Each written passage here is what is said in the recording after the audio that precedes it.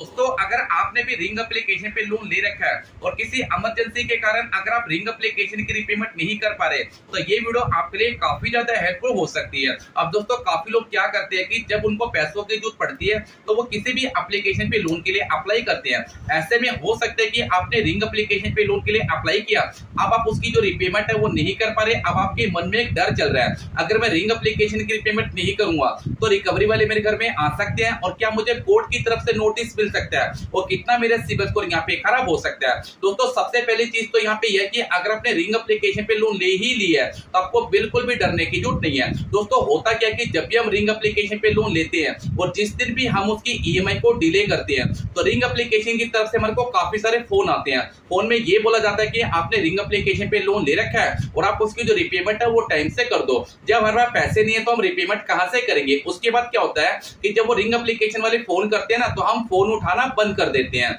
उसके बाद वो क्या करते हैं कि हमारे व्हाट्सएप पे मैसेज करते हैं। वो व्हाट्सएप पे हमें ये बोलते हैं कि अगर आप रिंग एप्लीकेशन की रिपेमेंट नहीं करोगे तो भाई रिकवरी वाले हमारे घर में आ सकते हैं। तो ऐसे में काफी लोग डर जाते हैं। जो पहली बार लोन लेते हैं ना तो वो डर जाते हैं, जो बार बार लोन लेते हैं तो वो बिल्कुल भी डरने की आपको जरूरत नहीं है। तो ऐसे में क्या होता है कि रिकवरी वाले हमारे घर में आ सकते हैं, ऐसा बिल्कुल भी नहीं है। अगर आपने रिंग एप्लीकेशन से 10,000 से नीचे का लोन है, जैसे कि आपका 5,000 रुपए का है या 1,000 रुपए का, 2,000 रुपए का, 4,000 रुपए का, तो आपको बिल्कुल भी डरने की जरूरत नहीं है। तो भाई रिकवरी वाले आपके घर में कब आते हैं वो मैं आपको बताऊंगा।